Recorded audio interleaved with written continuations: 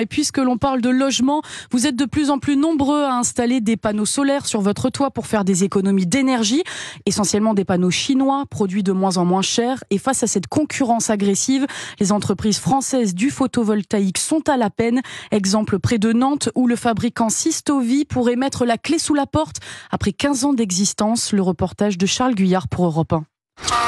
Jusqu'à l'été dernier, tout allait pour le mieux dans cette usine de panneaux solaires boostée notamment par la transition énergétique.